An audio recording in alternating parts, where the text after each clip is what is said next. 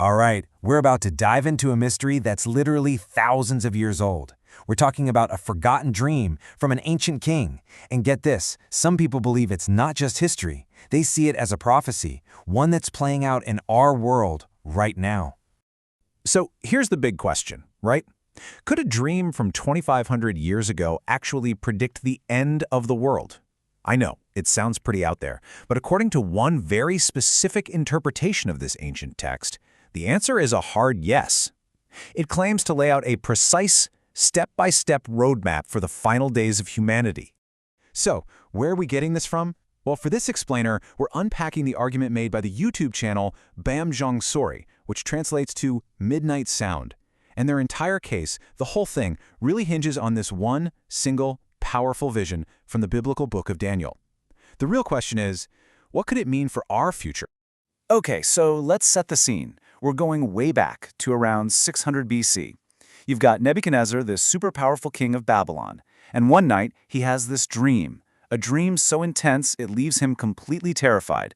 But here's the kicker. He can't remember what he dreamt. All he has is that lingering feeling of pure dread.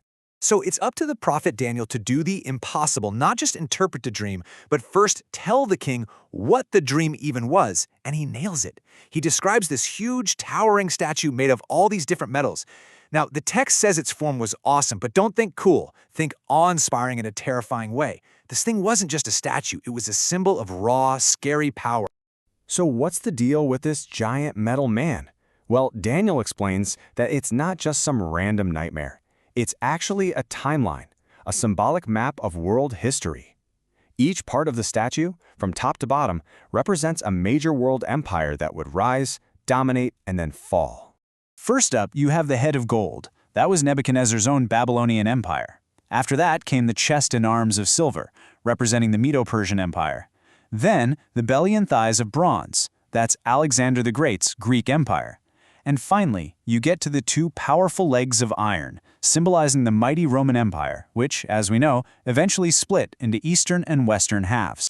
Okay, so according to our source, the interpretation of these first four kingdoms is pretty much a done deal. Most historians and theologians are on the same page about this. It's the widely accepted view. But the real mystery, the part that sparks all the debate, is found at the very bottom. We're talking about the feet. And this is where everything changes. The dream pivots from a recap of history to what many believe is a prophecy about the future. It doesn't just stop with Rome's iron legs. No, it zooms right in on the statue's feet, and then on this mysterious stone that comes out of nowhere and smashes the whole thing to pieces. So let's break down these two final symbols because they're absolutely crucial. First, you have the feet. They're made of this weird mix of iron and clay, which is a perfect picture of a kingdom that's partly strong, but also brittle and super unstable.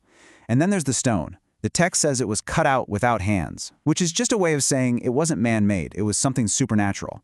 This stone slams into those weak feet, and boom, the entire statue is just gone, wiped out. And this, right here, leads to the big questions, the ones that divide everyone. What in the world is this final divided kingdom represented by the feet? And what is the supernatural stone that destroys it all? How you answer those two questions completely changes how you see the future. And that brings us right to the core of our source's argument.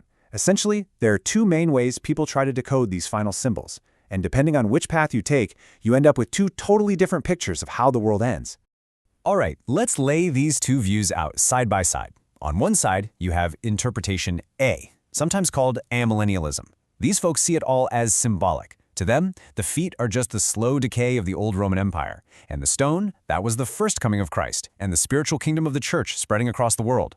But then you have interpretation B, premillennialism, which takes things much more literally. They say, no, the feet are a future revived Roman-style empire led by a figure called the Beast, and the stone is the literal, physical second coming of Christ, who comes back to earth to smash that empire and set up his own 1,000-year kingdom.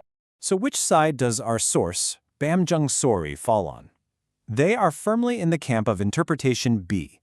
For them, this isn't just one possible theory among many. They argue it's the key that unlocks a literal, step-by-step countdown to the end of our current age. Okay, so if we follow that line of thinking, where does it take us?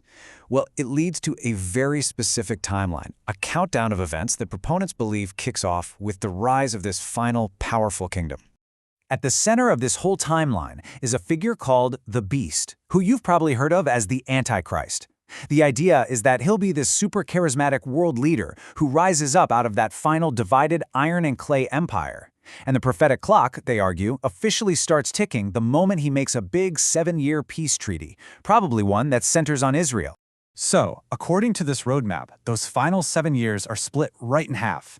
The first 3.5 years seem peaceful because of that covenant, but then there's a huge turn. The beast breaks the deal, does something unthinkable in the temple in Jerusalem, and declares himself God. This single act is what kicks off a period of unimaginable horror known as the Great Tribulation. And right at the end of that final 3.5-year stretch, that's when it all comes to a head.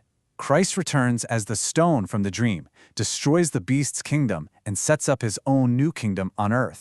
And what's wild is how specific the prophecies get about this time frame. They call it 42 months, or sometimes a time times and a half a time. It all adds up to exactly 1,260 days.